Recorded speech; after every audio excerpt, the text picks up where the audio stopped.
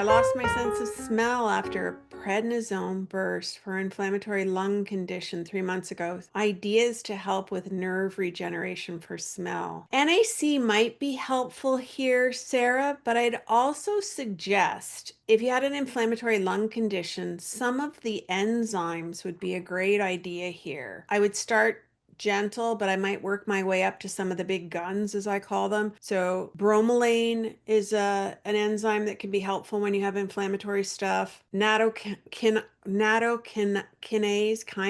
I never know if I'm saying it right. Nattokinase is another enzyme which is pretty easy to find and is known to help break down some of the inflammatory kind of products in the body to help you to be able to get back to where you were. So the inflammation would be one of those things that I think you might have to like get that tissue to regenerate. And so if you break down inflammatory products, you're going to have a better chance of getting at it. There's lumbrokinase. I will get the right spellings for all these things. That's, I think, climbing the ladder a little bit in terms of how much impact it has. Some of these ones will go after fibrin, which is one of the things that can remain after we've had inflammation in the body, and that can be part of what we're needing to remove in order to again regenerate tissues and get them back to where they were. And I would consider lumbrokinase and serrapeptase. It may also be called serrareopeptase.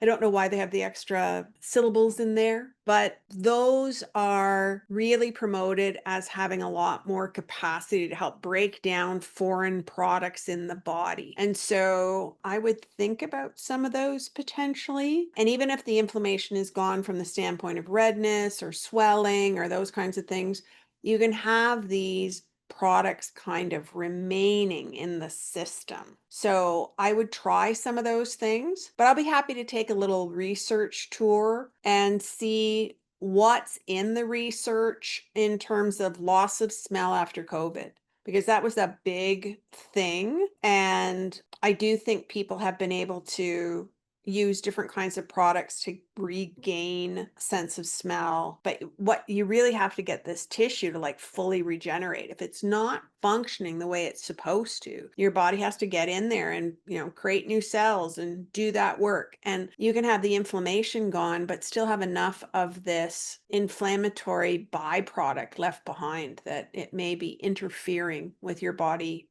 doing that work. One of the things that can help there, not anybody's favorite, not mine, I'm not going to lie to you, but fasting. So if you have the capacity to fast, if you're feeling well enough to do it, if you're pretty stable, like this is not something I would suggest to somebody who's just started on this oxalate journey, but one of the things I did to try and boost my own body's ability to tackle essentially recycling and taking out the garbage, right? Like when you're sick, you've got all these inflammatory products and your body has to get cells that are not working or get cells that have done their job and recycle them to be able to reuse components, and you need to take out the garbage. Fasting naturally upregulates that process. And usually they talk about it upregulating apoptosis, which is a big word for the natural death of a cell at its appropriate time. But that can be, I'm going to say, the most obvious manifestation of this process where